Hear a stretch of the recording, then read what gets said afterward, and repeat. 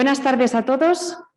Bienvenidos a la primera sesión de comunicaciones. Les recuerdo que están ustedes en la mesa A del programa que habrán recibido en sus correos electrónicos. Para todos aquellos que nos siguen online, les recuerdo que durante la sesión no podrán activar el micrófono ni escribir por el chat.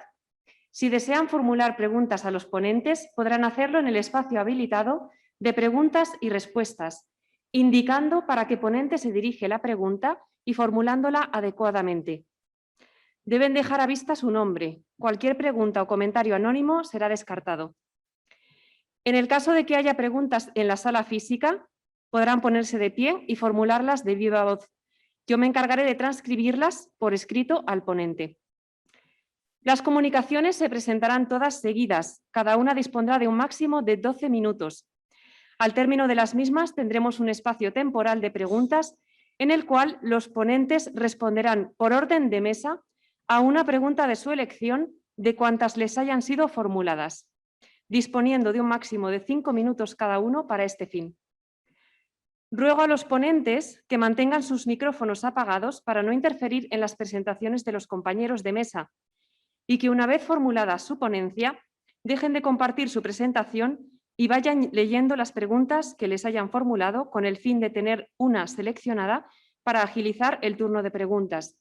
Recordamos a los ponentes presenciales que es imprescindible el uso de mascarilla. Muchas gracias a todos por su colaboración. Y sin más dilación, comenzamos con esta sesión. Nuestra primera comunicante es doña María Dolores Calabria, nacida en Madrid, médico de profesión, es neuróloga en el Hospital Universitario de Salamanca y actualmente se encuentra cursando el doctorado. Ha publicado varios capítulos de libros y artículos en diferentes revistas científicas, tanto nacionales como internacionales, y ha participado en diversos proyectos de investigación. La comunicación que nos presenta lleva por título De Hipona a Ávila, 2000 kilómetros, 12 siglos, un suspiro. Pues cuando quiera, doña María Dolores tiene la palabra.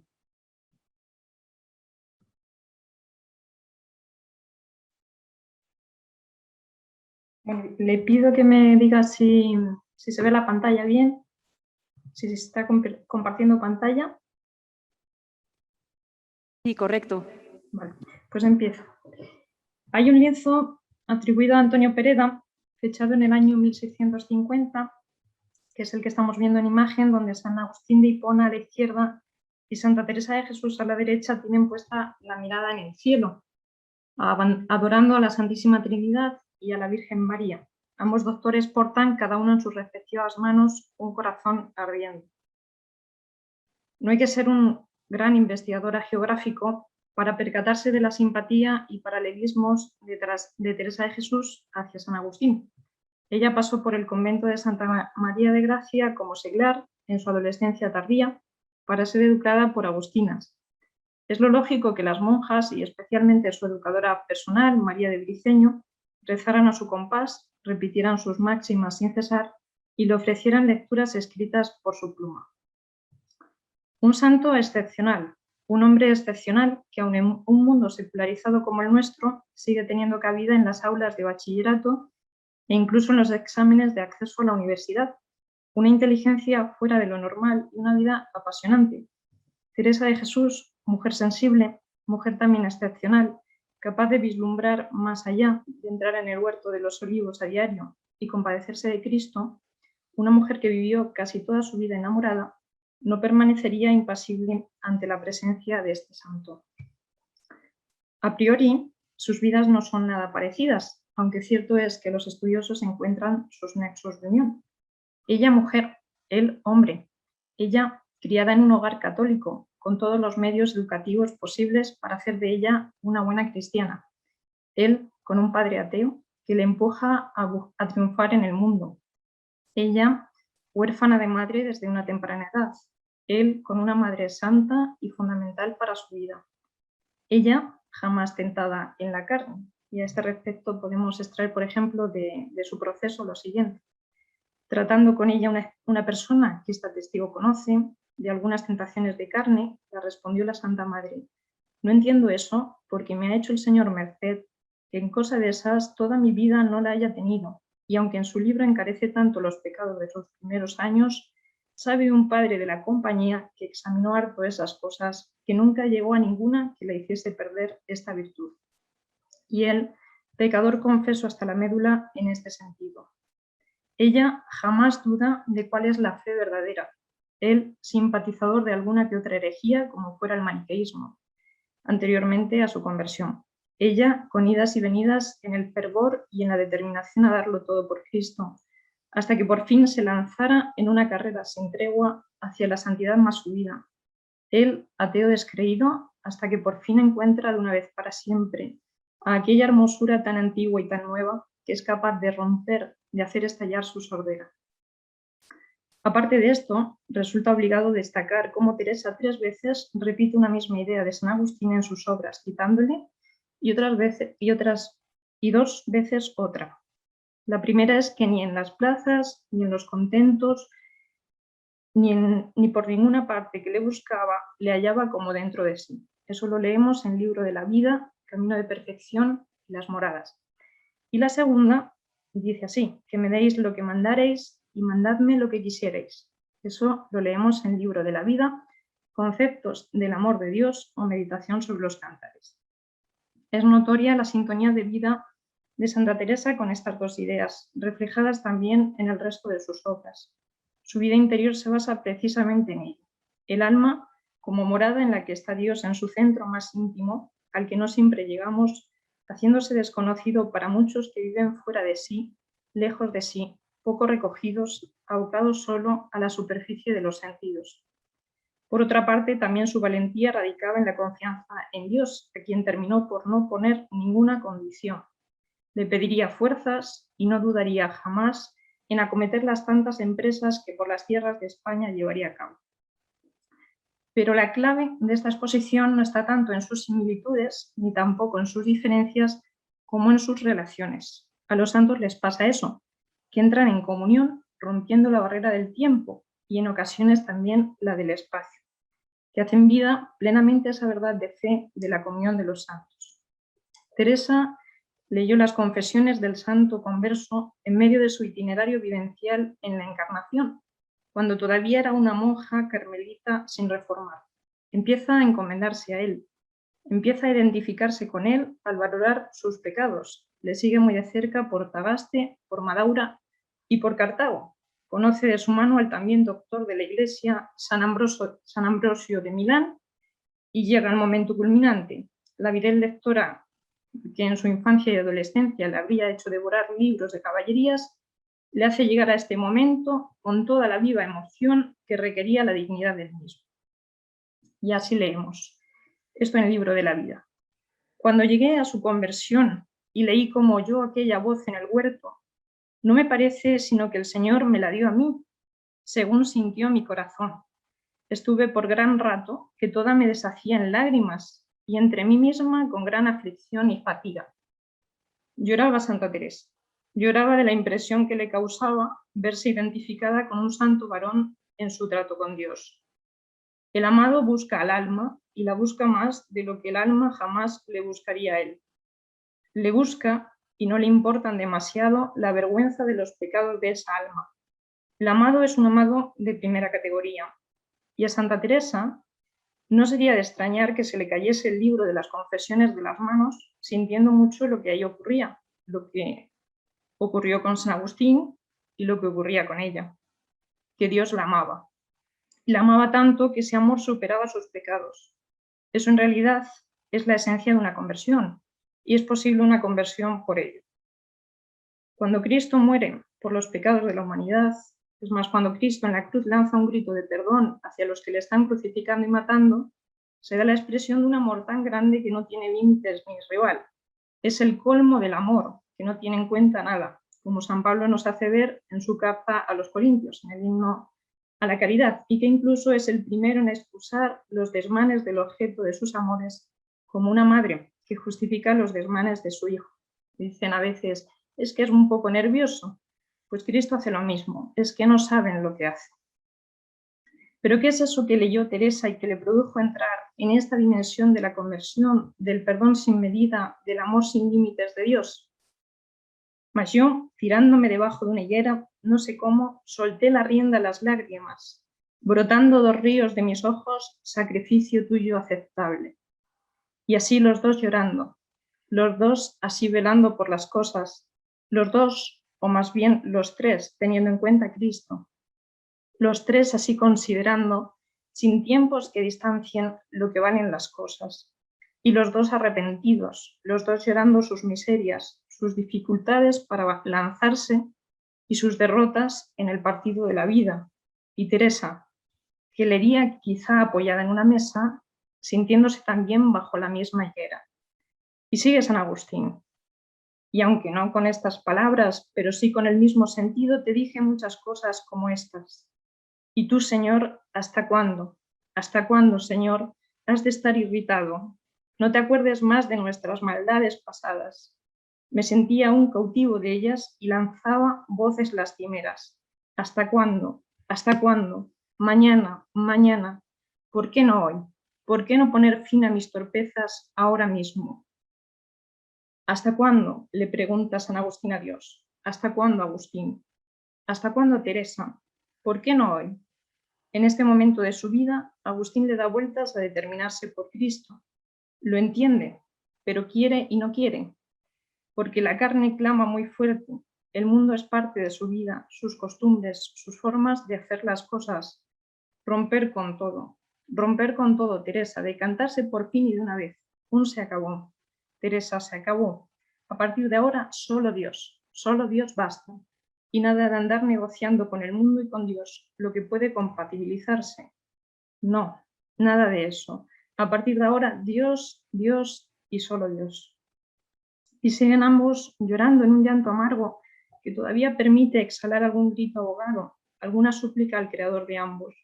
Un llanto como el de Pedro a la salida de aquel patio, el llanto del que promete y no puede, y falla a quien ama, fallándose a sí mismo.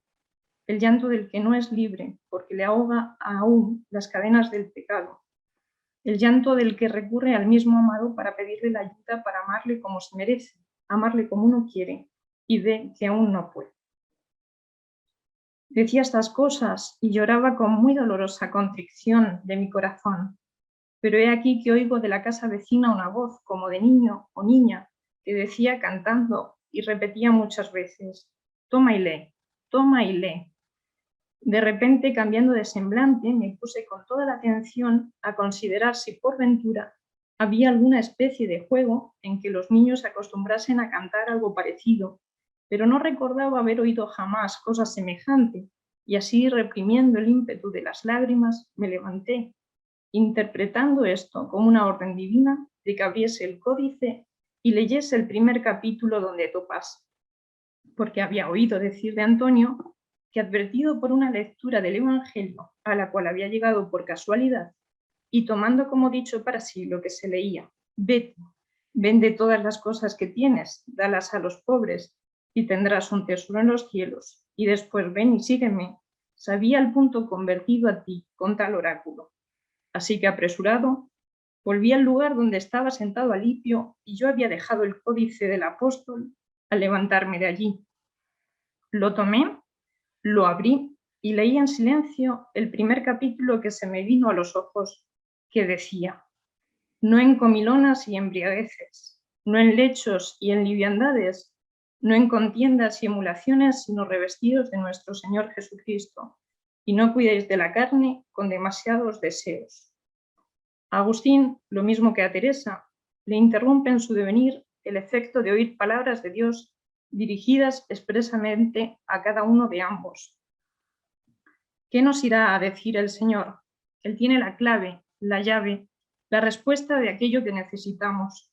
Él nos cambia la vida y permite hacer nuestros sueños realidad. Él, que también lloró, enjuga las lágrimas de sus siervos, los consuela y los hace bienaventurados en su presencia. Y leí cómo oyó aquella voz en el huerto. No me parecen, sino que el Señor me la dio a mí, dice Teresa. Y le parecía que eso de toma y lee era por ella, lo de la voz del niño, lo de escuchar la palabra de Dios. Y en un principio haría ella también memoria para ver si recordaba haber jugado algo parecido en su niñez, si había algún juego infantil en que los niños de su tiempo cantaran algo parecido. Pero no, entre sus idas y venidas con su hermano Rodrigo, entre quererse escapar hacia tierra de moros para ser descabezados y hacer altarcitos, tampoco ella encontraba ninguna anécdota en la que se jugase a algo parecido. Y lo que leyó Agustín, cuya interpretación era muy clara en su caso, a Teresa también le hace falta oírlo. Sus comilonas y embriagueces eran de otra manera. Era una comilona de la palabrería, seguramente, del estarse en el locutorio mundanizándose, de la vanagloria, de la superficialidad, de no revestirse del Señor por completo. A fin de cuentas, que le decía al Señor: deja el mundo, ven a mí, y llora por eso. En conclusión, San Agustín influyó y mucho en Santa Teresa. La figura del santo formaba parte de sus devociones particulares, como podemos ver en el vejamen o desafío espiritual, y al menos una vez ella viajaría a Hipona al siglo IV para convertirse a Dios vivencialmente junto a él.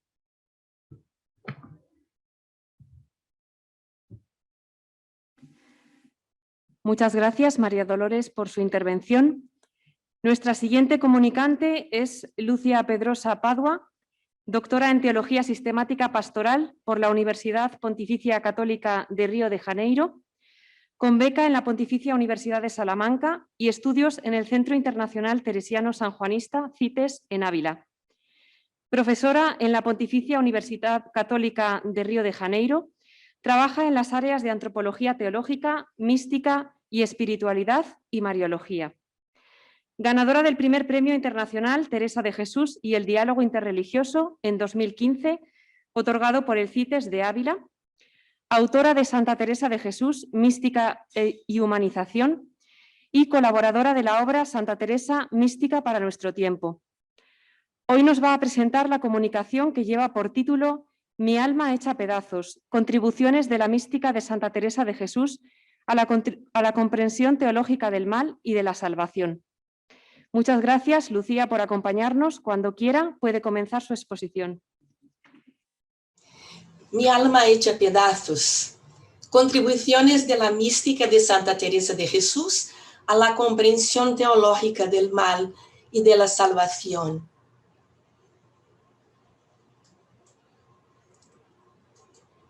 Bueno, Santa Teresa de Jesús, doctora de la Iglesia, contribuye a la profundización teológico-antropológica del mal, comprendido como pecado, como ruptura de los vínculos originales con Dios, Creador, Salvador, consigo mismo, con los demás y con la naturaleza. El pecado como ruptura de vínculos. Por eso, esa es la primera vez, la primera parte de lo que voy a decir. A la vez, apunta caminos para la reconstrucción de las relaciones, salvación. La salvación comprendida como las nuevas relaciones en Cristo. El tema cobra importancia en la actual crisis socioambiental y antropológica y sanitaria en la que está sumergida la humanidad. Pensarnos a nosotros mismos. ¿Quiénes somos? ¿Cómo vivir desde otro paradigma?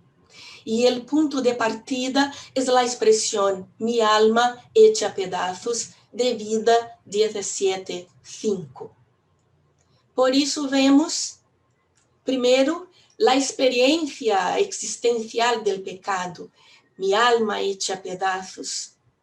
Podemos ver un primer momento como Teresa ha vivido esta experiencia en el mar tempestuoso de su vida, como incoherencia, y incoherencias sin fin. Sabemos, son conocidas las páginas en las cuales la santa nos permite asomarnos a su conflictiva intimidad, al mar tempestuoso en el que vivió casi 20 años. Según su lenguaje en su tiempo, ningún caso hacía de los pecados veniales y no se apartaba de los peligros de los pecados mortales. Le acometía una tristeza mortal. ni yo gozaba de Dios, ni traía contento en el mundo. Se da cuenta de que no se siente realizada, está angustiada por su incoherencia en la vida, se siente perdida. Todo aquello que antes no le molestaba, ahora le causaba sufrimiento. Teresa adquiere nueva conciencia espiritual. Nos va a decir en su conocida expresión que no vivía, sino que peleaba con una sombra de muerte. Bueno, esa división también se muestra como una división interior. A medida que se desarrolla y se profundiza la oración, la división se hace más sutil. La oración contribuye para la integración, sí, la oración contribuye. Sin embargo, con su fina percepción, Teresa ve nuevas dificultades ahora en los distintos niveles de integración. En su descripción de la oración de unión, aunque la presenta de diversas maneras en la narración del tercer grado de oración en el libro de la vida y en otros momentos de su obra, Teresa hace ver cómo la voluntad, el entendimiento y la memoria difícilmente se ponen de acuerdo y reaccionan de distintas maneras a los llamamientos de la vida de Dios. La memoria en particular, al estar unida a la imaginación y la fantasía, parece indomable. La sabiduría teresiana incluso sugiere relativizarla. No se tenga caso de ella, de la imaginación, más que de un loco. El entendimiento, a su vez, tiene dinámica propia. A veces se une a la voluntad, a veces no. Y Teresa es amiga de los estudios del entendimiento y siempre va a defender que el intelecto esté alerta y apoye con su razonamiento el despertar del amor. Lo que más os despertare a amar, esto haced. Teresa está entonces atenta a este dinamismo interno, interior, a través del cual la acción de Dios opera hacia una mayor integración, pero también consciente de la dificultad de esta operación. Los deseos se desentienden de la razón, esta se hace independiente de la memoria, el entendimiento se encuentra en desarmonía con el querer. En definitiva, hay múltiples combinaciones en las que suele experimentarse la fragmentación del interior humano. En este contexto de percepción de la imposible unión de la persona, es que escribe aquí en este texto de vida, ¿no? Entendo por paño de fondo la carta a los romanos. ¿Cuándo, mi Dios, ha de estar ya toda junta mi alma en vuestra alabanza y no hecha pedazos, sin poder valerse así? Aquí veio el mal que nos causa el pecado, pues así nos sujetó a no hacer lo que queremos, de estar siempre ocupados en Dios. Una tercera explicitación es esta de una guerra campal contra Dios. La división interna, el conflicto, es una profunda división alojada en el espíritu y que alcanza la psicología, la sensibilidad, porque es una guerra campal contra Dios de todos nuestros sentidos y potencias del alma. En las zonas más secretas del castillo, estos habitantes pierden la orientación, los habitantes que son las potencias y los sentidos. Una guerra campal contra Dios de todos nuestros sentidos y potencias del alma. Y también en el libro de las moradas. ¿Cuáles quedan los pobres aposentos del castillo? Que turbados andan los sentidos, que es la gente que vive en ellos, y las potencias que son los alcaides y mayordomos y maestrisalas, con qué ceguedad, con qué mal gobierno. acciones y relaciones comprometidas. La fragmentación no circunscribe el nivel personal y la relación con Dios, sino que alcanza lo colectivo. La incompetencia y la ceguera de las decisiones afectan las obras, golpean las relaciones. Teresa describe con tintes fuertes el entorno que generan las decisiones de quienes han perdido la orientación del amor, desventura y suciedad.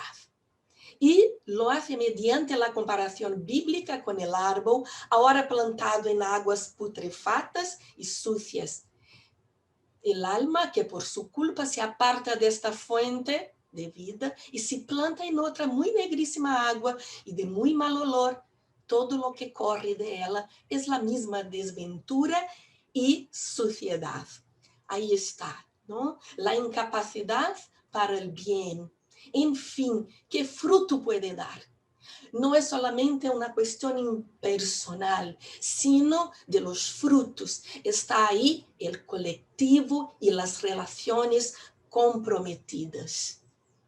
Y, por contraste, va a enseñar la libertad de una persona en gracia contra la división de la persona y la paralisia de la persona en pecado. Una vez estando en oración, me mostró el Señor por una extraña manera de visión intelectual cómo estaba el alma que está en gracia, en cuya compañía vi la Santísima Trinidad por visión intelectual, de cuya compañía venía el alma un poder que señoreaba por toda la tierra.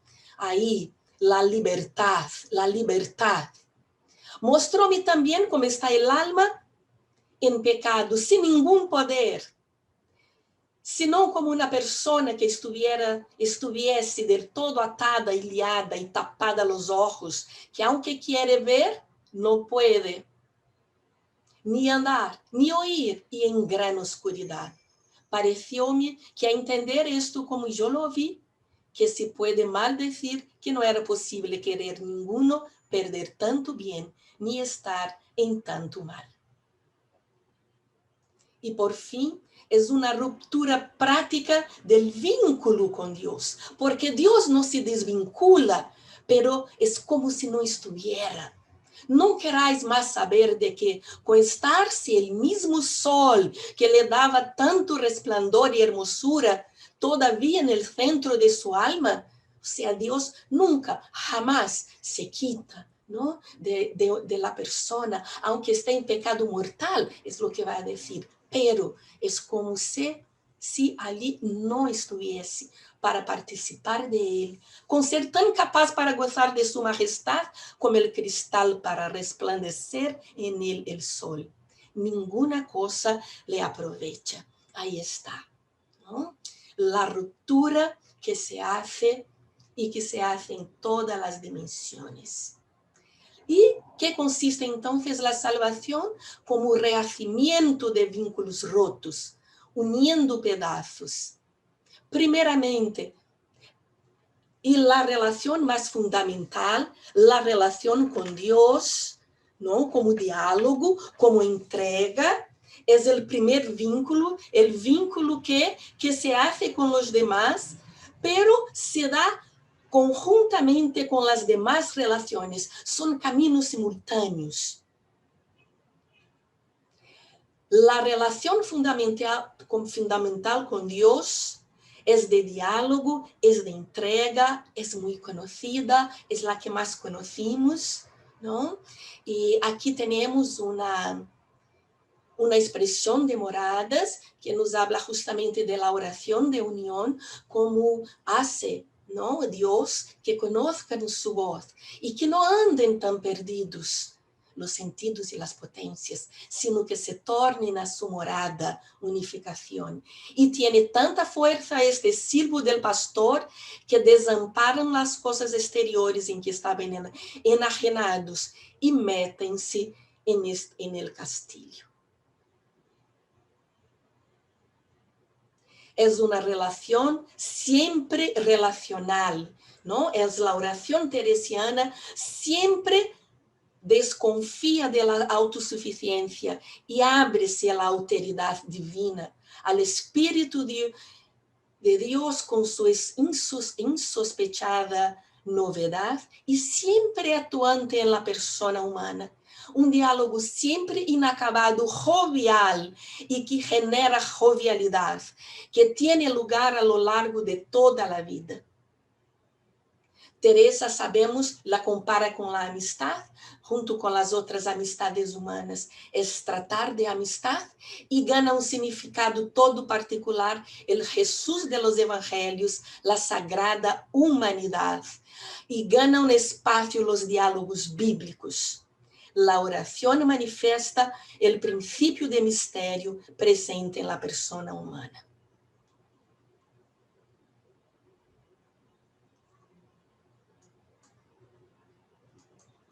La salvación consigo mismo también necesita la humildad para saberse vinculado.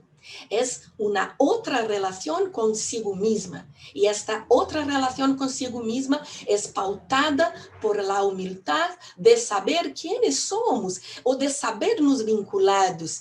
Es gran cosa el propio conocimiento y ver que no van bien para atinar a la puerta. La persona con autoconociendo y también la importancia del autoconocimiento viene con esto de atinar que algo no va bien, porque va a decir que es importante la oración, que es la puerta del castillo, y también la consideración. Considerar de la fragilidad del vínculo, la fuerza del espíritu que vincula y nuestra dependencia con Dios. O sea, es una relación consigo mismo que es rehecha. La relación con los demás, mediante un amor concreto, comunitario y social, verdadera unión con Dios. Y vemos Santa Teresa con un abanico tan largo de relación que va desde las relaciones comunitarias, las amistades, pero que va hacia un gran universo de personas. Y aquí traigo la persona de los pobres. Hacia ellos, Teresa también se siente vinculada. Entendo yo una lástima grande y deseo de remediarlos a los pobres. Ningún asco tengo de ellos, aunque los trate y llegue a las manos. Quiero subrayar cómo esta humanidad vinculada, ¿no?, se extiende y va a los pobres, a personas de otras religiones, a los musulmanes, ¿no?, a otros países y a otros continentes. Ahí vemos la humanidad ensanchada de Santa Teresa. Finalmente, el vínculo con la naturaleza. Tenemos cuerpo y estamos cósmicamente arraigados. El vínculo con la naturaleza, junto con los demás vínculos, se hace a la vez que se desarrolla el vínculo con Dios. Son vínculos inseparables. En cada cosita que Dios crió hay más de lo que se entiende.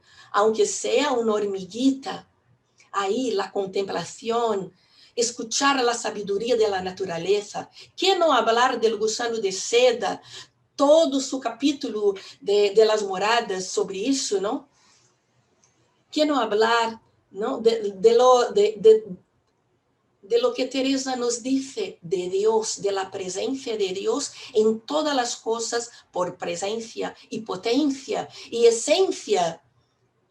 Y esta presencia es una presencia comunicante con todas las cosas. Desde el interior humano, Dios, las tres personas se comunicaban a todo lo creado. Aprovechaba-me a mí también ver como agua, flor, y en estas cosas hallaba yo memoria del Creador. Digo que me despertaban y recogían y servían del libro. Por fin, en contraste con las situaciones de ruptura que conlleva el pecado, y que comprometen la dignidad de la vida humana, se presentaron las vías de reconstrucción de las relaciones fundamentales que Santa Teresa experimentó y hizo doctrina. En sus relaciones, Teresa vivió una historia personal, colectiva y cósmica de salvación. La relación fundamental con Dios se rehace mediante oración. La relación con los demás se rehace con el amor concreto. La relación con la naturaleza despierta actitudes de contemplación y valoración de la humanidad.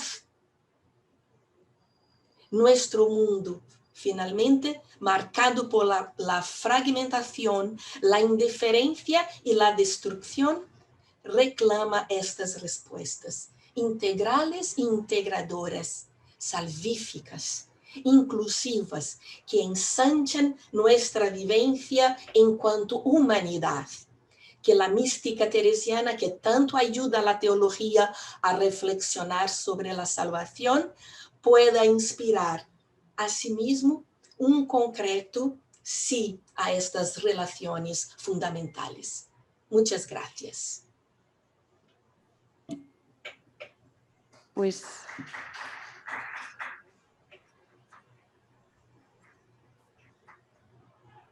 gracias de nuevo, Lucía, por la exposición. Continuamos con nuestros panelistas y nuestra próxima participante es Katia Hess. Es profesora asistente de investigación en la Cátedra de Ciencia Bíblica en la Facultad de Teología de la Universidad Católica Eichstätt-Ingolstadt de Alemania.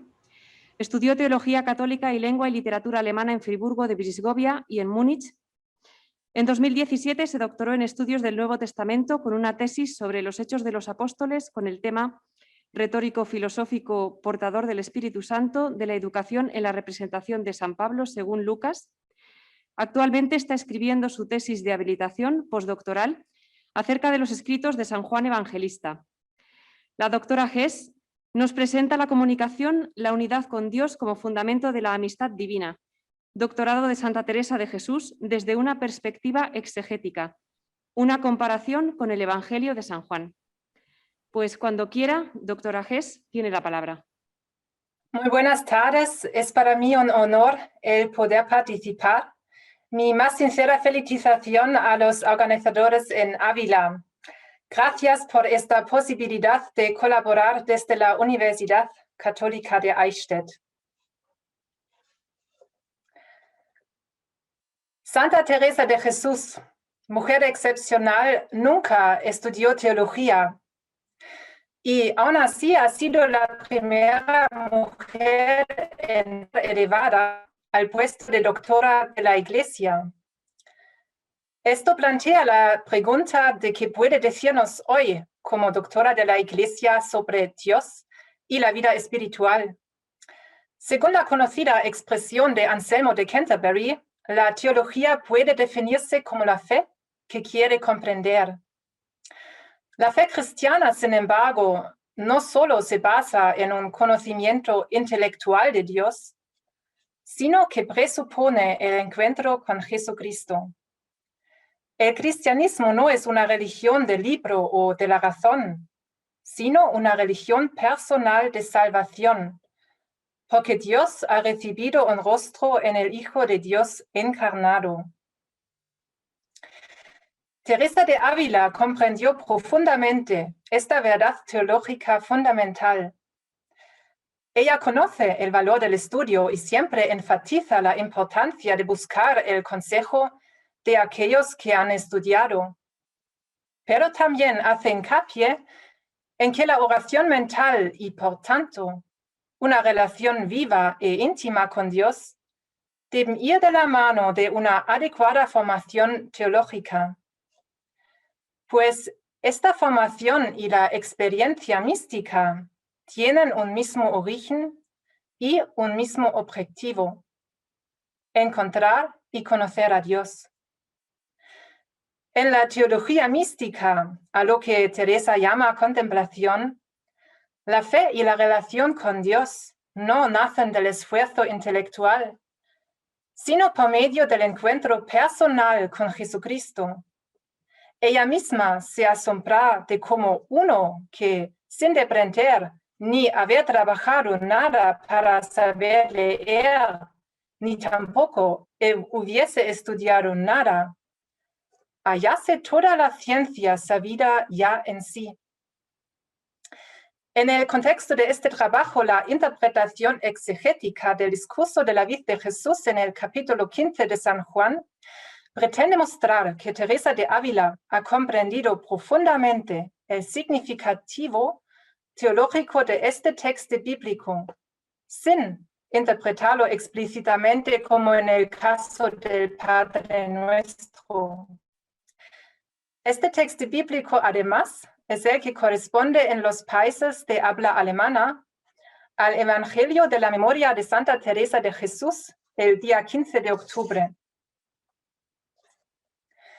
Juan 15, versículos del 1 al 8, incluye el bien conocido discurso de Jesús acerca de la vid, que está al comienzo del segundo discurso de despedida de Jesús y comienza con la autoidentificación de Jesús con la vid. Yo soy la verdadera vid. Después de Juan 15, versículos del 1 al 8, sigue el pasaje en el que Jesús no solo se centra en el mandamiento del amor, en Juan 15, versículos 12 y 17, sino que también hace una oferta de amistad a los discípulos. Nadie tiene amor más grande que él que da la vida por sus amigos. Vosotros sois mis amigos si hacéis lo que yo os mando. El discurso metafórico de Jesús, inmediatamente antes de la declaración de amistad, es notable, sobre todo porque es el único discurso metafórico en el contexto de los discursos de despedida de Jesús. La enfática expresividad de las metáforas es bien conocida. El ofrecimiento de la amistad de Jesús está precedido por un discurso metafórico cuyo contenido central se considera tan fundamental y significativo que se utiliza para ello el potencial metafórico. En este punto solo citaré los versos 4 y 5 que están en el centro del discurso de Jesús. Permaneced en mí y yo en vosotros. Como el sarmiento no puede dar fruto por sí, si no permanece en la vid, así tampoco vosotros, si no permanecéis en mí. Yo soy la vid, vosotros los sarmientos. Él que permanece en mí y yo en él, ese da fruto abundante, porque sin mí no podéis hacer nada. El imperativo del verso 4 de permanecer en mí, es decir, en comunión con Jesús, es el único imperativo en el discurso de la vid.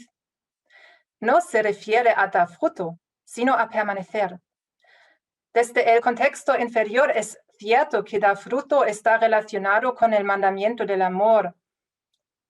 Sin embargo, parece que Jesús todavía no se refiere a las implicaciones éticas de dar fruto en el discurso de la vid.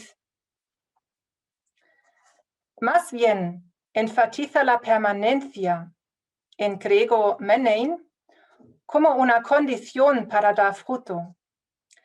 Es sorprendente la frecuencia con la que el término menein, combinado con la preposición in, aparece en los versículos 4 y 5 solamente.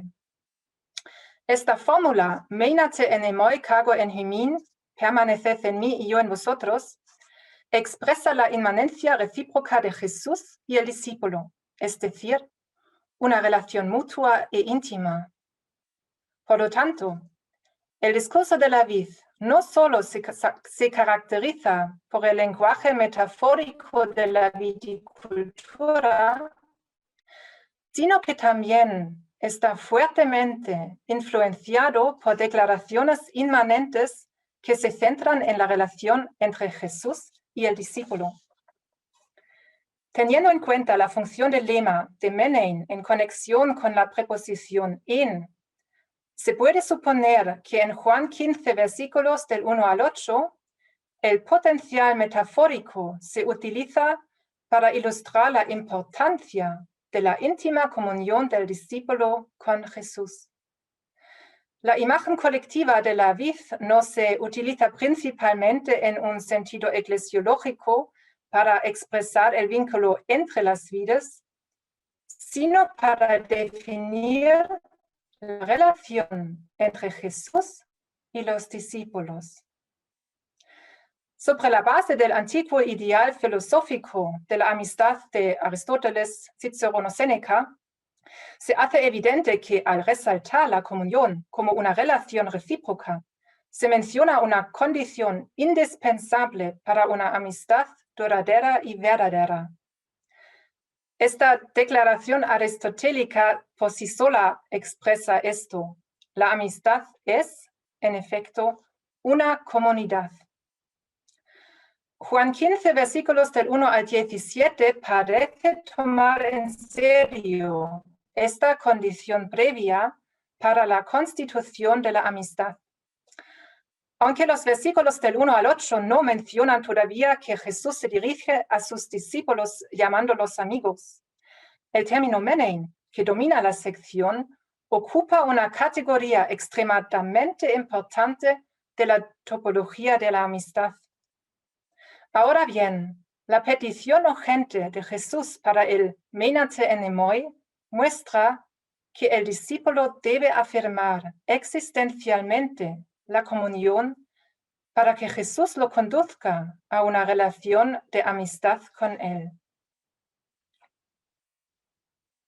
Esta unión con Jesús, subrayada en su discurso sobre la vid, es el objetivo, la preocupación principal de Teresa en sus escritos. Una unión a partir de la cual desarrolla una teología de la amistad. Su exhortación a hacer oración interior o mental está caracterizada por un deseo de auténtica e íntima relación con Dios, en la que quiere conducir al encuentro con Jesucristo por medio de la contemplación. Un instrumento adecuado para ello es representarse a Cristo presente en su interior y estarse con Él, que al fin no significa otra cosa que seguir la invitación de Jesús. Permanece en mí. Según Teresa, la oración interior significa, por tanto, entrar en una relación viva y existencial con Jesucristo. Puede representarse delante de Cristo y acostumbrarse a enamorarse mucho de su sagrada humanidad y traerle siempre consigo y hablar con él. Según Teresa de Ávila, este estar con Cristo no implica un esfuerzo de la mente, sino más bien una mirada al propio interior. Mire que le mira y le acompañe y hable y pida, y acuerde que no merecía estar allí. Ella describe esta experiencia de la presencia de Dios en el sentido de Juan 15, versículo 5, como una inmanencia recíproca. Acaecíame en esta representación que hacía de ponerme cabe Cristo, venirme a deshora un sentimiento de la presencia de Dios, que en ninguna manera podía dudar que estaba dentro de mí y yo toda engolfada en él.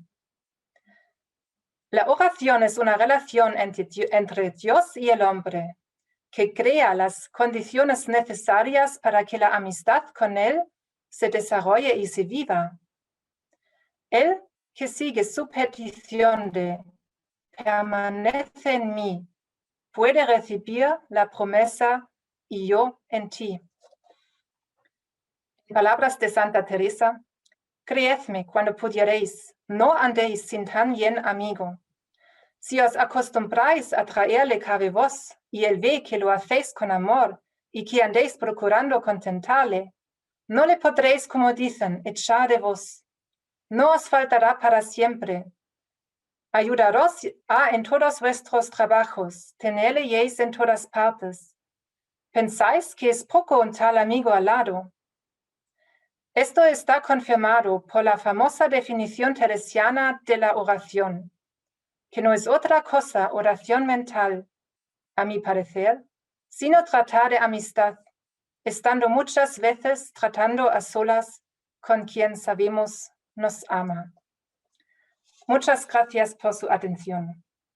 Bien, atravesamos el Ecuador de nuestra mesa de comunicaciones y continuamos con la siguiente ponente, que es Patricia Fernández Martín. Es doctora en Lengua Española por la Universidad Complutense de Madrid, licenciada en Filología Hispánica por la misma universidad y en Lingüística por la Universidad Autónoma de Madrid. También es licenciada en Antropología Social y Cultural y graduada en Filosofía por la Universidad Nacional de Educación a Distancia. En su reciente investigación se preocupa por desarrollar métodos comparados de análisis sociolingüísticos de textos del Siglo de Oro escritos en lengua española. En la actualidad pertenece al Departamento de Filologías y su didáctica de la Facultad de Formación de Profesorado y Educación de la Universidad Autónoma de Madrid. La doctora Fernández nos presentará la comunicación que lleva por título Dios es lenguaje, lenguaje, habla y palabra en Castillo Interior. Muchas gracias, Patricia, por acompañarnos y cuando quiera tiene la palabra. Bueno, muchas gracias en primer lugar, por haber aceptado la propuesta. En segundo lugar, quiero dar también las gracias a la organización porque sé lo difícil que es gestionar un evento de estas características, además en una modalidad doble, presencial y virtual.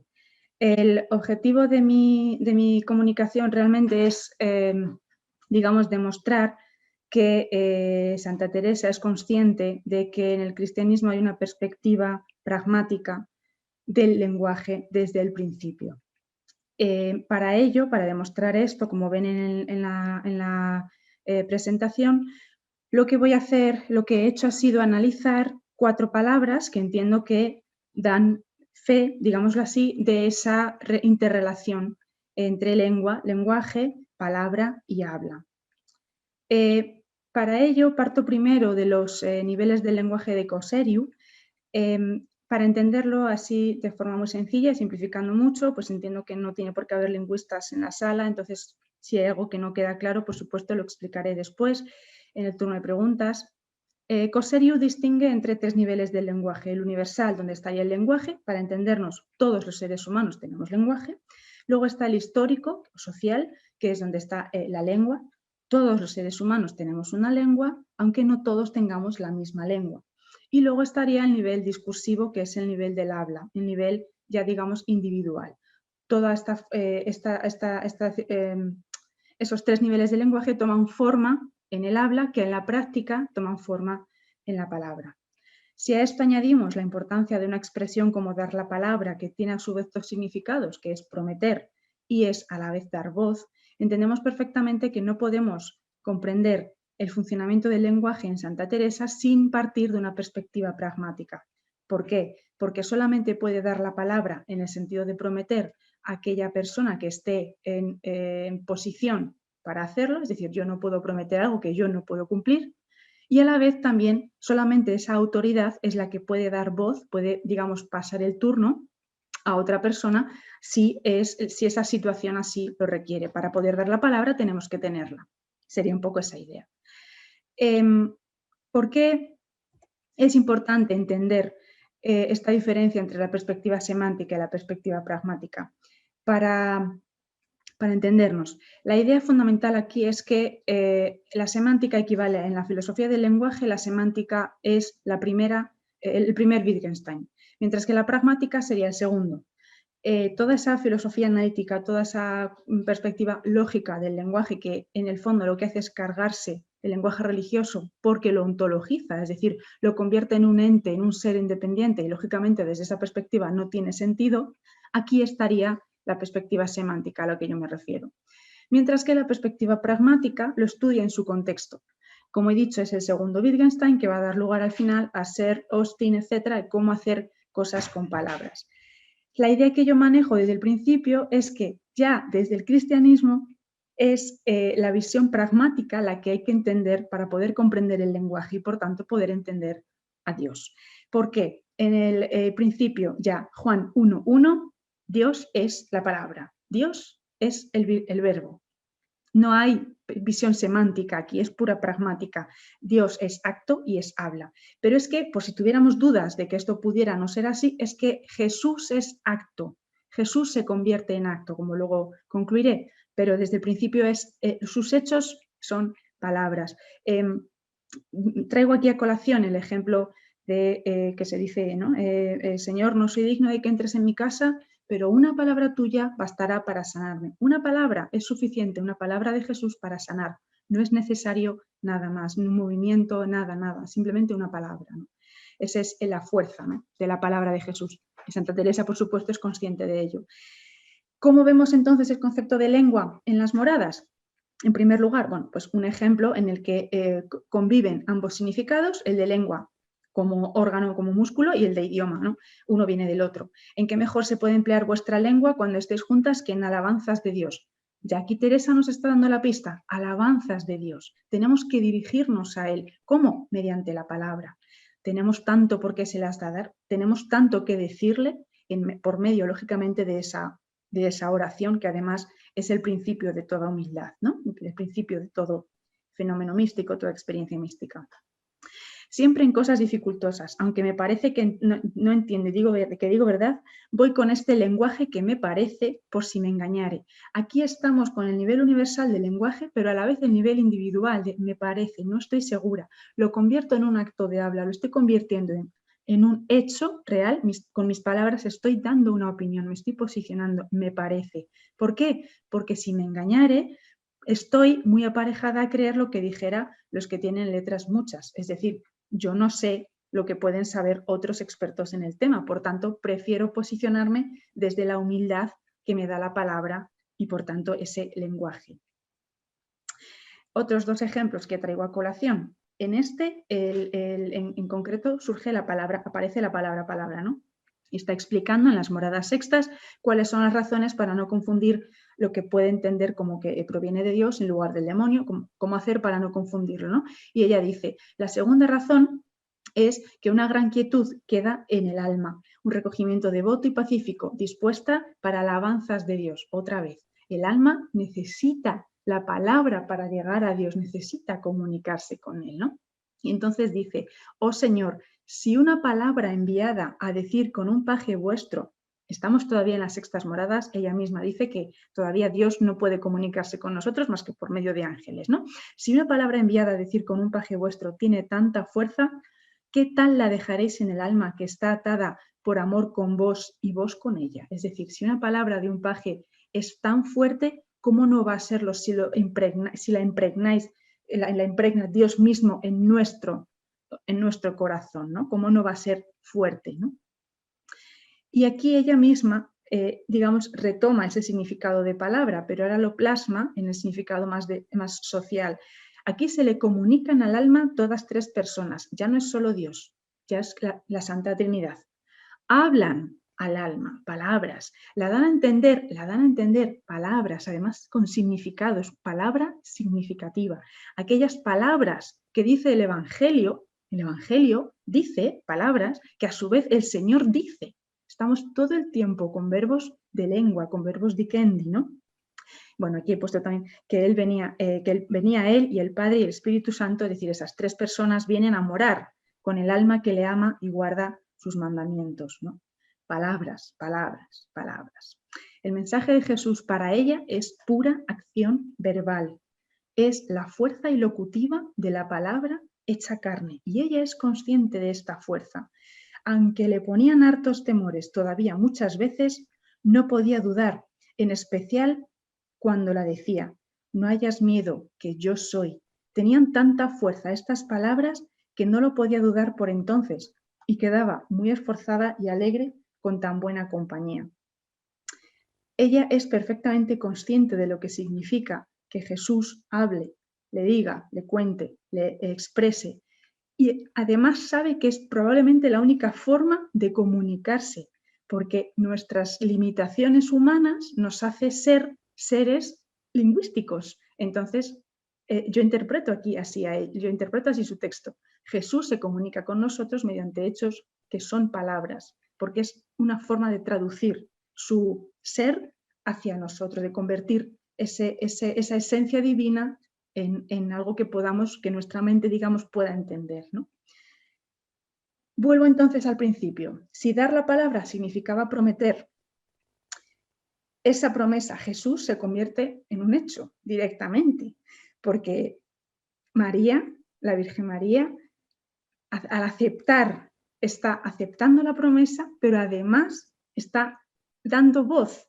Dios es una promesa, Dios es una palabra que le deja a María la voz de decir si sí o si no. Ella acepta y entonces en esa aceptación es donde se encuentra la felicidad de ella, la gracia plena, porque consigue que la promesa, que es palabra, se convierta en hecho en el mismo instante en que acepta. Jesús es un hecho en ese preciso instante en que ella, digamos, lo concibe por el Espíritu Santo, ¿no?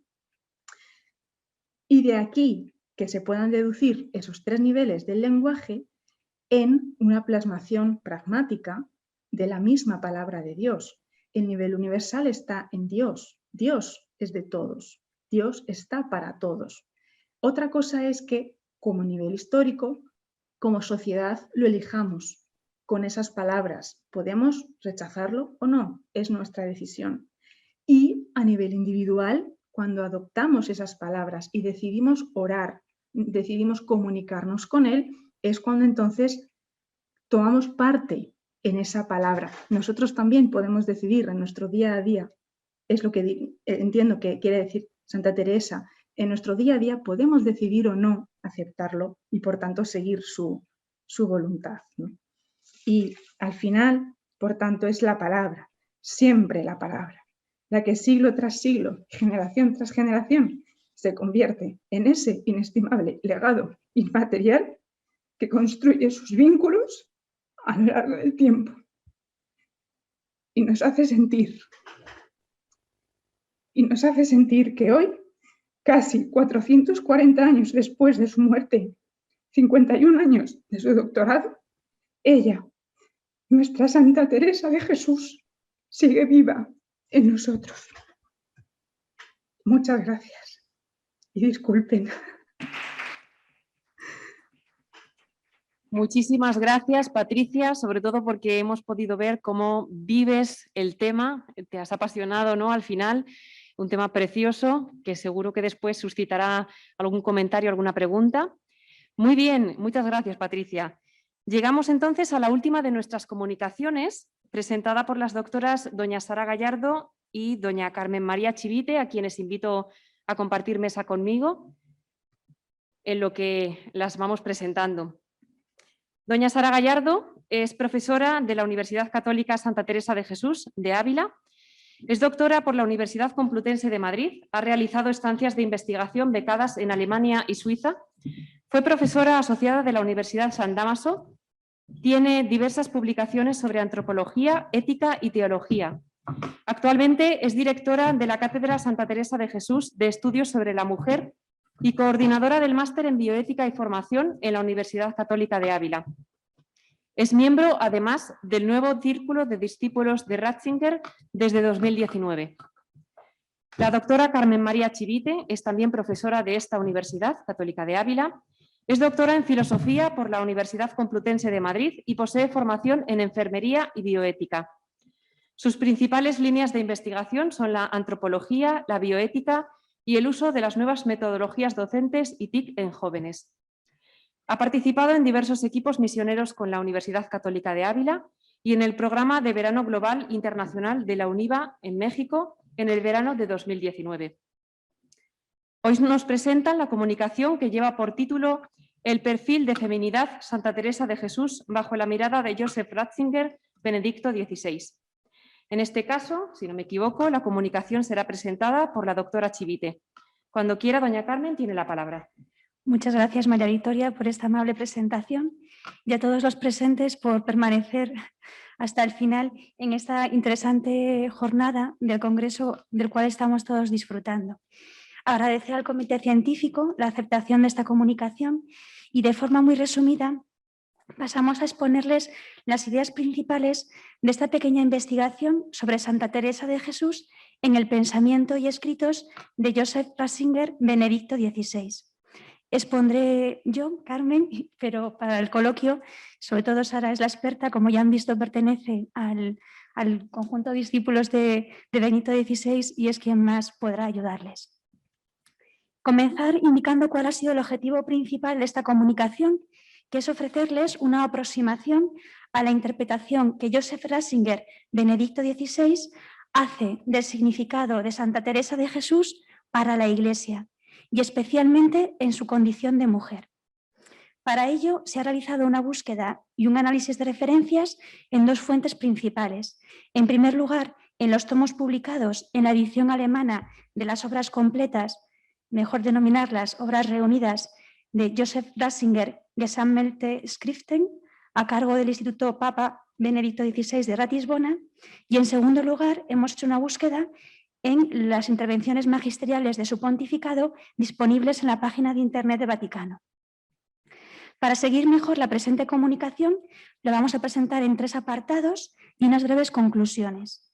Primeramente, y a modo introductorio, veremos la semblanza que el propio Papa Benedicto XVI nos ofreció en una audiencia en el 2011, como introducción a esta visión, ¿no?, de Benedicto XVI de nuestra santa. En segundo lugar, exploraremos de forma muy rápida, en la comunicación escrita está más detallado, las referencias que de forma concreta Ratzinger y o Benedicto XVI, en su periodo pontifical, tiene a Santa Teresa de Jesús. Y en tercer lugar, como tercer apartado y el más interesante, nos detendremos de forma más detallada en lo que es y significa para la Iglesia una mujer santa como Santa Teresa de Jesús bajo la lectura de Benedicto XVI. Cerraremos, como decía, con unas breves conclusiones. Como primera parte les comentaba que Benedicto XVI nos regaló el 2 de febrero de 2011 una audiencia sobre Santa Teresa de Jesús. En ella presentó una biografía amplia en la que se detuvo como en 3 grandes hitos. En primer lugar, algunos datos biográficos de la santa. En segundo lugar, destacó la bibliografía fundamental de ella.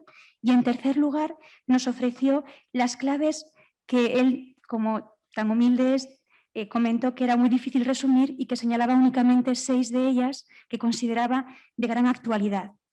Como biografía, simplemente mencionarles que Benedicto XVI recoge como 3 grandes hitos en la vida de nuestra santa.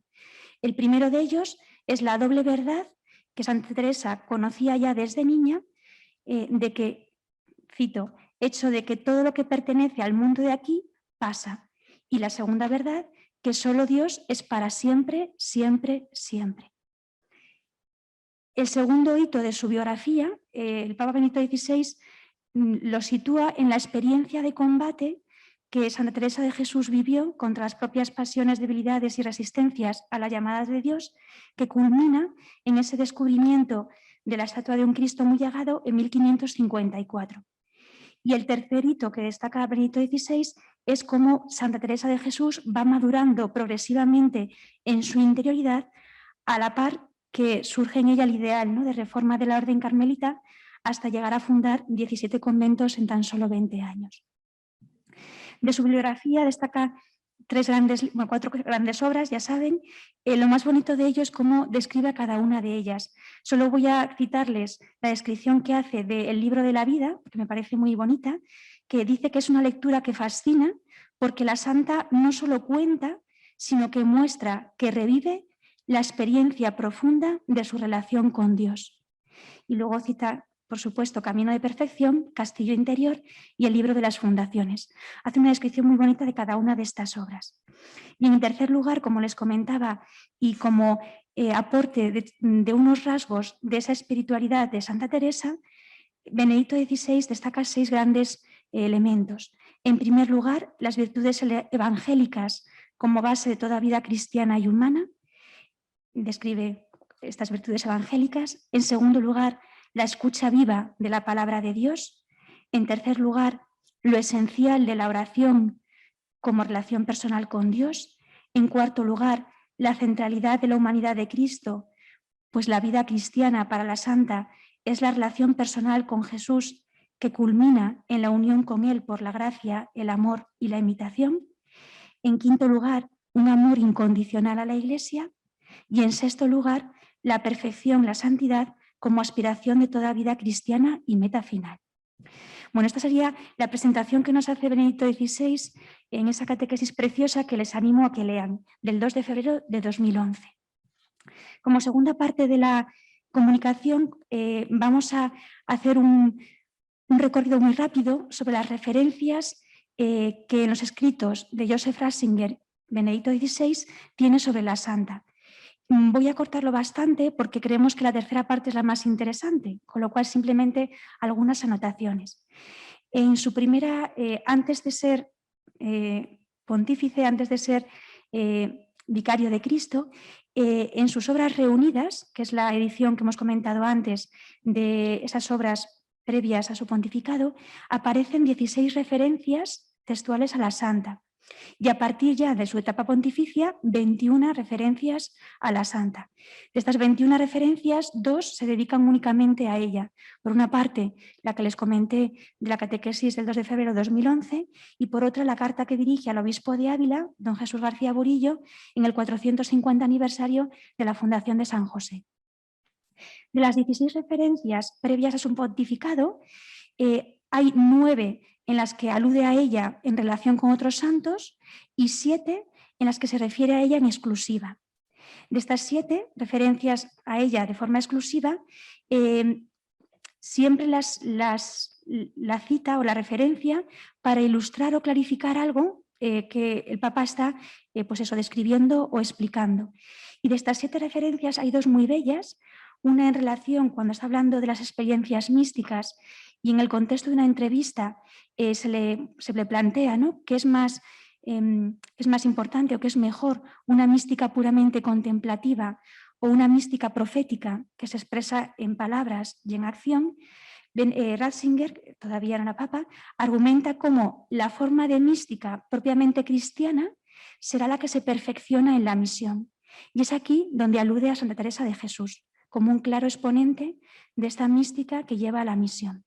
Y la segunda referencia explícita, en relación a unas reflexiones acerca del Concilio Vaticano II, en el año 1966, habla de ella como de la Gran Teresa y de alguna forma la refiere por ser un ejemplo de lo que es la verdadera reforma. Como se ha hablado también de ello ayer, gracias a Dios, pues no nos detenemos. Y de las 9 ocasiones que dentro de estos 16 textos previos a su pontificado la alude junto con otros santos, en 3 de ellos lo hace como referente de vida personal de fe y de seguimiento de Cristo, y en los otros 6 textos la alude en ese deseo de mostrar su influjo y fecundidad espiritual en la Iglesia. Y en este sentido, la tercera parte nos detendremos en 2 de estos 6 textos como influjo y fecundidad espiritual. Y de las 21 referencias que les comenté antes, perdonen que son así como muchos datos, ya en su periodo pontificio, el lenguaje que utiliza es mucho más cercano, más explícito, más pastoral, de mayor sencillez y de mayor inmediatez con lo biográfico. Y de estas referencias simplemente mencionarles algunas. En la comunicación escrita están todas ellas. Su influencia en la reforma de la Iglesia, como una imagen de una santa como manantial de agua viva y, por supuesto, su devoción llena de confianza a San José. No podíamos dejar de decirlo por el momento en el que nos encontramos en este año santo. Y ya llegando a la tercera parte, que es la más, podríamos decir, enjundia, y viendo que el tiempo corre, cabría preguntarse, ¿existe un significado eclesial específico de la santidad de Teresa por el hecho de su ser mujer? Pues de facto, Ratzinger, en estos escritos previos pontificios, se remite a Santa Teresa estableciendo, por un lado, un vínculo entre su misión carismática y profética y, por el otro lado, con su condición femenina. Es lo que pasamos a considerar la cuestión genérica sobre el carisma y la particular sobre la profecía en Santa Teresa de Jesús en los escritos de Benedicto XVI. Veamos rápidamente lo que dice Ratzinger sobre el carisma en la Iglesia, es precioso.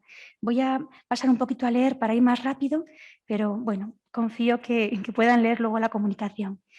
La misión carismática, Benedicto XVI, en el texto titulado Anotaciones sobre la cuestión de los carismas en la Iglesia, del año 1970, define o dice que entre las personas o en la Iglesia que han tenido una misión carismática significativa, destaca a Santa Gildegarda, Catalina de Siena, Santa Teresa de Ávila, San Francisco de Asís, Ignacio de Loyola y de otra manera Santa Juana de Arco. Se fijan 4 mujeres, 2 varones. ¿Qué es un carisma? Va a decir en este texto Benedicto XVI. Etimológicamente, un regalo de la gracia de Dios. La medida interna de lo que es un verdadero carisma no se cifra, nos va a decir nuestro Santo Padre, en su carácter milagroso o extraordinario, sino en el hecho de que sean o no un servicio, si construyen o destruyen a la comunidad. La medida del amor, el milagro de ser amados por Dios en Cristo, es lo que al mismo tiempo despierta y ordena los carismas, dando a la Iglesia multiplicidad y unidad. La pregunta es entonces, ¿qué construye la comunidad? Continúa Ratzinger, lo indica la medida de la fe, que verifica los carismas de la palabra como auténticos. Creer significa entregarse a un tipo de enseñanza que exige del hombre la obediencia. La obediencia, por tanto, al carisma apostólico se convierte para el cristiano en el modo en que verifica que su carisma construye la comunidad de la Iglesia. ¿Qué aplicación tiene todo esto para iluminar la condición carismática de Teresa? Ratzinger apela a verificar a las personas verdaderamente carismáticas del siguiente modo, cito, textual, al mismo tiempo realiza la obediencia a su misión como la obediencia a la Iglesia concreta en la que tiene que llevar a cabo, Una cosa no puede nunca conducir a sacrificar la otra, sino a sacrificarse uno a sí mismo. La obediencia a la misión no queda disminuida por permanecer obedientemente en la Iglesia, sino que la lleva a cumplimiento, pues solo la segunda confirma la primera. El auténtico criterio de la persona verdaderamente carismática es el desasimiento de sí mismo. Continúa la cita que es preciosa, pero no puedo. Bueno, vayamos ahora, una vez visto la definición de carisma en Benedicto XVI, Ratzinger todavía, vayamos al papel profético de Santa Teresa. En el texto, entrevista del 16 de marzo de 1998, aparecida con el título El problema de la profecía, después de definir al profeta como quien dice la verdad para el ahora, y en esa medida ilumina también el mañana, subraya que lo que caracteriza la profecía no es la predicción del futuro, sino el hecho de que ayuda a entender y vivir ahora la fe con esperanza. Ahora bien, ¿qué hace de un hombre, en nuestro caso de una mujer, un profeta? Su encuentro directo con Dios. Lo profético es mucho más, cita textual, el espacio en que Dios se reserva el derecho de intervenir nuevamente Él mismo una y otra vez y tomar la iniciativa. Lo interesante es que esto puede darse, fin de la cita, perdón. Lo interesante es que esto puede darse bien a través del propio ministerio apostólico, en la medida en que los ministros mantienen abierta la puerta al Espíritu Santo, o bien a través de los carismas. Fijémonos bien en lo que afirma respecto del modo de obrar de Dios en este segundo caso. Cita, Dios, por medio de los carismas, se reserva el derecho de hablar en la Iglesia sin mediaciones una y otra vez, de despertarla, advertirla, impulsarla y santificarla.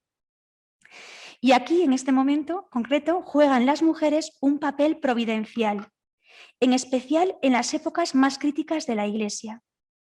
Las grandes mujeres de la historia de la Iglesia, apunta nuestro teólogo, han jugado un papel esencial en las horas especialmente críticas de su historia. Hay una cita preciosa que no puedo leerles por la escasez de tiempo y pasamos ya a las conclusiones. ¿Qué significa todo esto de cara al papel de la mujer santa que fue Teresa en la Iglesia? Podemos concluir diciendo que Teresa, como todo profeta, fue uno de esos privilegios que Dios se reserva para hablar de forma directa a su Iglesia al corazón, con la libertad del carisma no institucionalizado, pero en la obediencia al carisma apostólico. esta humilde y verdaderísima sumisión de hija a su madre Iglesia hizo posible que su voz profética fuera escuchada por la Iglesia, por el carisma apostólico, que por la obediencia de la mujer santa aprendió a obedecer al que habló a la Iglesia por medio de ella. Muchas gracias.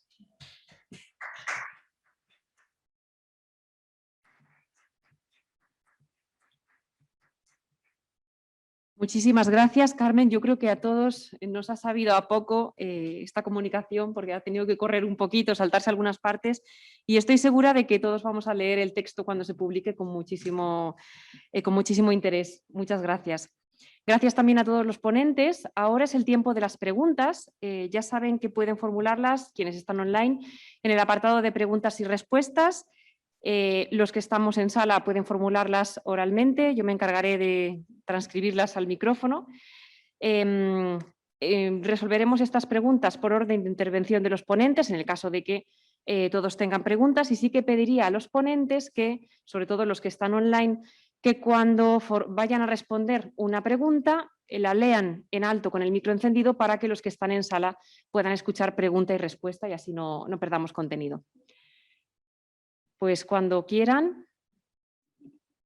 Un comentario. Bueno, me gustaría agradecer a la organización la posibilidad de intervenir en el Congreso con esta comunicación y en lo que he podido escuchar mientras yo misma preparaba nuestra propia exposición, he podido escuchar sobre todo la ponencia de la doctora Patricia Fernández y quería agradecerle su bella intervención, aunque no procedo del área de la lingüística, pero me ha parecido preciosa su análisis del diálogo entre Dios y la humanidad personificado en María, y me ha parecido, vamos, que me ha quedado yo con las ganas de que ese análisis que ella hacía de cómo Dios cumple la promesa, hace la promesa y que María hace capaz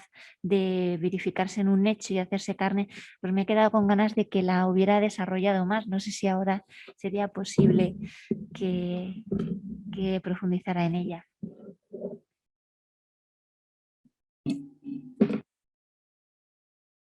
Bueno, la idea fundamental es que, digamos, desde la perspectiva que yo estoy investigando, que no es cerrada ni mucho menos, ¿no? Estoy en proceso. La idea es que hasta Jesús había habido profetas que habían utilizado la palabra, como habéis dicho también vosotras muy bellamente, ¿no? Con el mañana, pero a la vez en el presente. Sin embargo, son palabras que no se hacen realidad hasta que llega María, ¿no?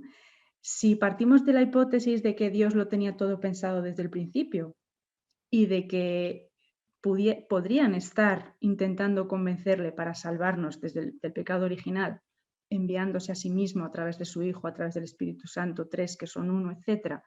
Y estaba esperando a que apareciese la Virgen, la elegida, digamos, es posible entonces entender que lo está haciendo todo a través de las palabras de los otros hombres que no son realmente oídas. Es como que esa palabra que es Él, en ese tercer nivel que defiendo yo, no es escuchado, es casi una prédica en el desierto, ¿no? Hasta que ya aparece Jesús. Y ya Jesús, digámoslo así, no hay más remedio, no tenemos más remedio que escucharle como ser humano, ¿no? Porque es hecho.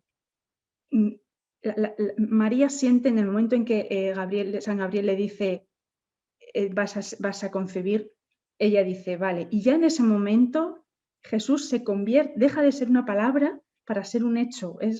El mismo ser representa ambas.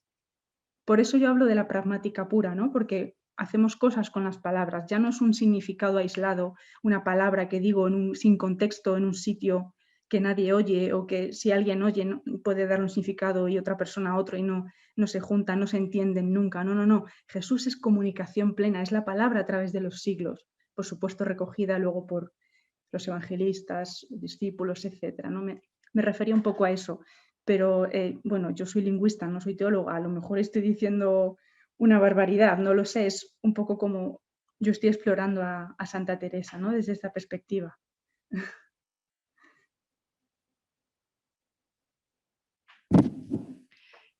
Pues muchísimas gracias, Patricia. No sé si Sara ha respondido a tu pregunta. Sí, perfecto. Mientras se van animando a hacer preguntas, a mí me surge una pregunta en torno a la primera comunicación de doña María Dolores Calabria. Me ha parecido muy interesante esa asociación entre Santa Teresa y San Agustín. Y claro, ha indicado esa posible vinculación entre Santa Teresa y ese breve periodo vivido por la santa en el monasterio de Gracia, con ese cariz educativo, ¿no? Y claro, los que somos de educación, discúlpenme, pero nos toca la fibra sensible. Me gustaría preguntarle si esa afirmación, ¿no?, que puede parecer obvia, si ha encontrado referencias de archivo, bibliografía que pudiera fundamentarla, porque me parece tremendamente interesante, ¿no? Cómo el sistema educativo de la época, en este caso femenino, influye hasta el punto en que casi podemos establecer esa relación, ese paralelismo directo entre dos vidas, ¿no?, de dos grandes santos. No sé si María Dolores podría profundizarnos un poquito en este aspecto. Gracias. Pregunto si la pregunta es el tipo de educación que había en el convento de Santa María de Gracia. No exactamente.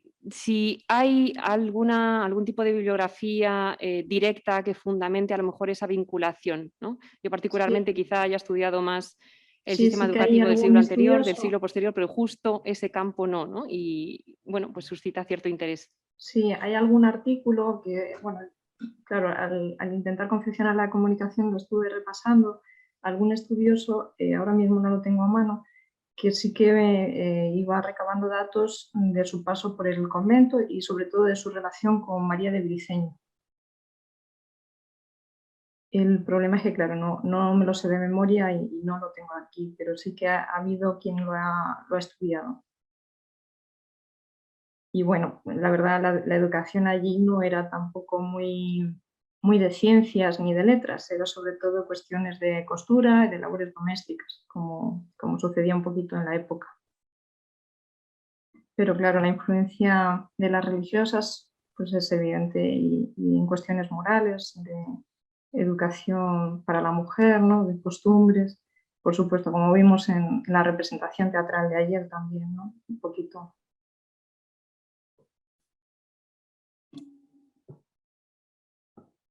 Muchas gracias.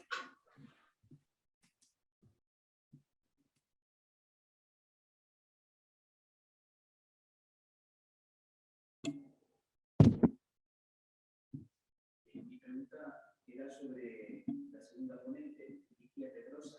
Un segundo. Tenemos una pregunta en sala para la segunda ponente, Lucía Pedrosa. Me ha gustado mucho cuando has estado hablando de la humildad, del saberse vinculado. Le ha gustado mucho cuando ha hablado de la humildad, del saberse vinculado. Y luego también de Santa Teresa como guía de reconstrucción personal. Y luego también de Santa Teresa como guía de reconstrucción personal. En una sociedad descentrada trae personas descentradas. En una sociedad descentrada trae personas descentradas. Disculpen, pero... Tenemos muchas personas heridas. Entonces me ha ayudado escoger a Santa Teresa como un camino para terapias, ¿no?, y de recuperación de la persona. En este tipo de sociedades tenemos muchas personas heridas, ¿no? Y a nuestro participante le ha tocado mucho cómo Santa Teresa puede ser ese camino, ¿no?, de terapia para estas personas heridas que tenemos a nivel social. Me gustaría que nos hablara un poquito más de ese saber vinculado, que hemos vivido mucho en ello, que también es básico y fundamental en una sociedad orgullosa que corta los vínculos y trae como consecuencia las heridas. Y luego Santa Teresa, me gustaría un poquito que nos hablara un poquito más de eso. Paso a paso. Le gustaría que profundizara en ese saber aplicado. ¿Sí? Repítamelo porque ha sido bastante, perdonen.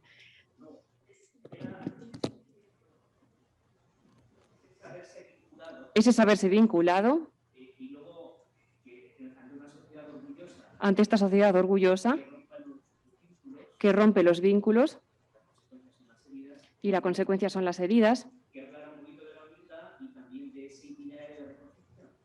Si puede hablar un poquito de la humildad y de ese itinerario de reconstrucción. Hasta aquí la pregunta. Muchas gracias por la pregunta y también un abrazo a todos, porque con el tiempo uno se olvida de lo más importante que es agradecer, ¿no? A esta Universidad Católica de Ávila, que en este lindo congreso.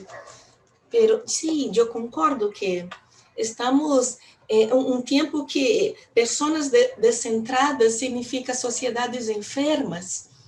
Y de verdad debo decir que es algo que me preocupa personalmente como humana, como ciudadana brasileña, como persona en este tiempo de pandemia, porque es como una fotografía de la crisis antropológica que estamos viviendo. No es una situación, es un rumbo, es un hacia dónde estamos yendo, hacia una situación de salvación o una situación de perdición, hacia una situación de muerte o de humanización. Por eso la palabra humanización tiene el signo de vida y de una vida que es llamada a ser multidimensional. Y es lo que a mí, Teresa, me inspira tanto. Y como dijiste, una de las relaciones, de los vínculos fundamentales, es el vínculo con uno mismo, con uno mismo. Y me parece que Santa Teresa nos da una pista muy interesante cuando nos habla que la puerta del castillo es la oración y la consideración. O sea, a la oración muchos irán, a la consideración todos tienen que ir, ¿no? Que es la consideración de que algo no va bien, un darse cuenta. Y este darse cuenta nos colpiche, nos mira dentro diciendo que quiénes somos, ¿no? Y esperar menos de nuestros egoísmos y más de nuestro saberse vinculado. Por eso la humildad es la humildad de saberse vinculado. Cuanto más dependientes, más felices.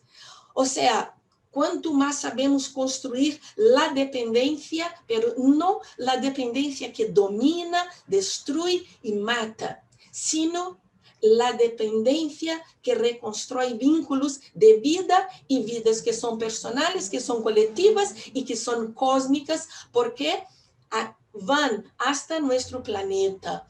Y por eso veo así la cuestión de la reconstrucción como uno de los grandes retos. Lo que dijo también el Papa Francisco para este congreso, ¿no? Que Teresa es un antídoto contra la mundanización en el sentido neognóstico y neopelagiano, como el Papa comprende, es un antídoto contra todo eso y es una medicina para la humanización y concreta para vernos como humanidad vinculada.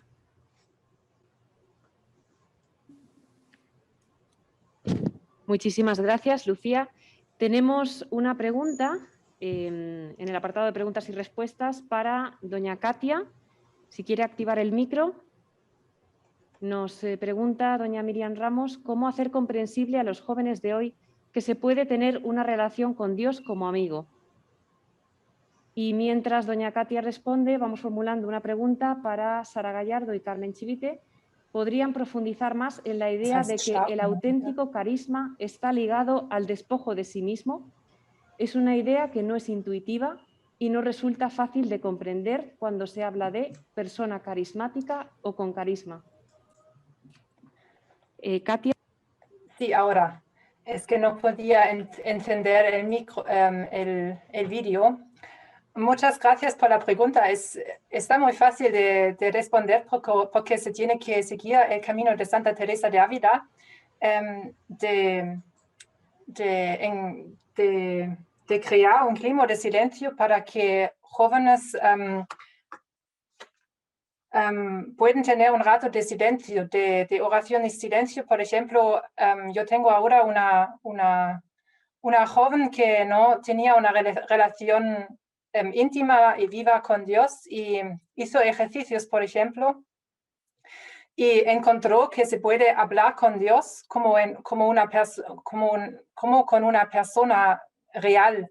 Y es también lo que quiere mostrar San Juan en su Evangelio, en el prólogo, en el versículo 14, dice que Dios ha hecho hombre. Y si se sabe un poco la filosofía antigua, Aristóteles, por ejemplo, dice que con Dios no se puede tomar una amistad porque entre Dios y el hombre hay una distancia muy grande. Y nuestro Dios cristiano se hizo hombre para que esto sea posible. Y ese mensaje del Evangelio se tiene que decir también con ánimo a nuestro mundo, porque es un mensaje fuerte que tenemos un Dios que se hizo hombre. Y eso es lo a que podemos, que tenemos que llegar a las jóvenes, porque es muy atractivo tener un Dios que es persona. Tiene la palabra doña Sara Gallardo. Pues muchas gracias por la pregunta y bueno, trataré de responder. Yo no soy tampoco teóloga, yo provengo de la filosofía y me ha entusiasmado la teología a través de los escritos de Ratzinger. Entonces, entiendo que la pregunta se haya formulado porque cuando hablamos de carisma podemos entender la palabra carisma en un sentido distinto del que se está formulando en un contexto teológico. Una persona carismática en el lenguaje cotidiano es una persona, digamos, que tiene capacidad de liderazgo, que destaca, que brilla, que arrastra a otros, ¿no? Pero no es este el sentido en el que se está hablando de persona carismática ni de Teresa de Ávila ni de cualquier otro carisma en la Iglesia. Cuando se habla de carisma, la idea que tiene Ratzinger en los escritos que hemos estudiado de él está refiriéndose a alguien que recibe un don gratuito de Dios que está al servicio de la construcción de la comunidad. Él hace un análisis de la iglesia primitiva y de la situación, por ejemplo, de la comunidad de Corinto, donde se daban de manera muy llamativa distintos carismas, el carisma de lenguas, de curación, de profecía también, y que nos llaman la atención precisamente, han pasado a la historia la idea de carisma muy asociada a la de don extraordinario, llamativo, ¿no? La capacidad para hacer milagros. Y Ratzinger hace un análisis muy interesante de lo que hace a un carisma e insiste en que no es el hecho de lo extraordinario lo que nos permite verificar que un carisma es tal, sino que se trata precisamente de discernir. De hecho, San Pablo habla de que hay que discernir entre lo que viene del Espíritu Santo y lo que no. No todo lo extraordinario es carisma. ¿Cuál es el criterio? Lo hemos dicho muy brevemente en la comunicación. El criterio está precisamente en que es un don de Cristo, del Espíritu que Cristo nos da para la unión con Él y en la comunidad. Y por eso podemos verificar que un carisma es auténtico por el hecho de que une y no divide, que construye la comunidad, construye la unión con el Señor y con los hermanos y no crea, por ejemplo, disensión. Por eso, por ejemplo, lo podemos verificar clarísimamente en escritos de la Santa, cuando ella habla de que teman cuando existen en las comunidades bandillos, deseos de ser más, y habla ella de que teman si no hay allí algún Judas, y dice algo interesante, y en esa comunidad se ha expulsado al Señor de ella, porque hay un germen de división. Bien, pues eso por un lado, ¿no? La idea de carisma está ligada a lo que construye, al servicio a la comunidad. Y la segunda idea de que el auténtico carisma implica el despojo de sí mismo me parece muy interesante. En el resumen que hemos hecho de la comunicación había una cita preciosa que hemos precisamente recortado y que, si me permiten, la termino de leer, de lo que había leído Carmen, esta idea de que el auténtico criterio de la persona verdaderamente carismática es el desasimiento de sí mismo. Continúa la cita diciendo, o digámoslo de una forma aún más radical, el criterio del genuino carisma es la cruz. Es muy interesante la idea, no sé si sabré expresarla con mis palabras, pero continúa la cita primero. Ese dejarse desgarrar entre la misión y el lugar de su realización, el lugar concreto histórico, la iglesia concreta, la comunidad concreta, el grupo de personas a las que ese carisma tiene que servir, prestar un servicio. Ese dejarse desgarrar a causa de esa misión.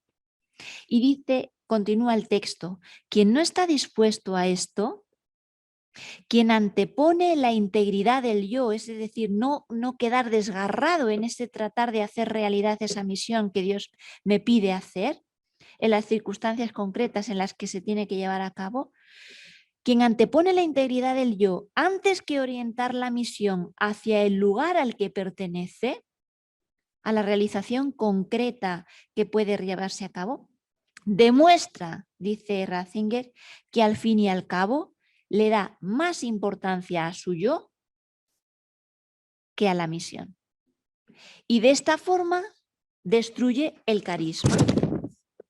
La división entre misión y la persona que la realiza procede en último término del rechazo de la cruz y del egoísmo. Fin de la cita. Aunque me parece que es muy interesante, pero claro, fuera del contexto quizá el texto no termina de decir todo lo que expresa, que es muy fuerte y es muy interesante. Viene a decir, Ratzinger alude, por ejemplo, a la historia concreta de Francisco de Asís, que vive desgarrado entre el ideal de la misión que Dios le ha encomendado y la realización concreta que tiene lugar con la fundación de los franciscanos que él nunca quiere fundar, etcétera, etcétera. Y viene a decir lo siguiente, la obediencia a Dios solamente se verifica cuando no se sacrifica la misión, la obediencia al carisma, al don que el Espíritu Santo ha hecho a esa persona, ni se sacrifica la obediencia a la iglesia que verifica la autenticidad del carisma, sino que lo que se sacrifica es uno mismo. En ese desgarramiento entre la fidelidad al carisma recibido, a la llamada de Dios, y a esa forma concreta de realización, lo que se sacrifica es la persona misma que la lleva a cabo. Y es precisamente cuando es la persona misma la que se deja crucificar, cuando dice el Papa, bueno, no es Papa todavía, cuando dice este texto, cuando se puede verificar la autenticidad del carisma. Dice él, la autenticidad No voy a encontrar el texto aquí, creo que no lo tengo, el texto que se refiere a eso. La autenticidad se verifica cuando no se contrapone, porque proceden en el fondo del mismo origen, la obediencia al Espíritu y la obediencia al Cristo histórico que está en la Iglesia. No hay una oposición, hay una crucifixión. Y esa crucifixión que él entiende que es de la que emana el don del Espíritu, se verifica en la persona carismática que hace realidad la crucifixión de Jesucristo y la apertura del costado. De ahí emana la entrega del don, del carisma a la Iglesia. No sé si con eso he respondido. La verdad es que es muy difícil decirlo mejor que lo dice el Papa, y yo remitiría a los textos que lamentablemente no están todos traducidos. Hay algunos que sí, pero algunos de los que hemos citado todavía no están traducidos al español.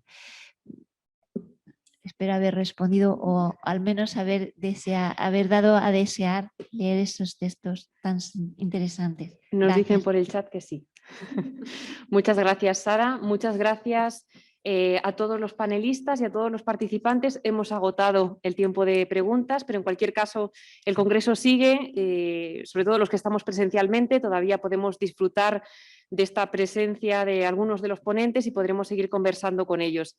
Sin más, terminamos la sesión de hoy. Muchísimas gracias a todos y nos vemos mañana en la misa a las 8:30 quienes estemos presencialmente, y por la tarde ya con las conferencias. Muchas gracias y hasta mañana.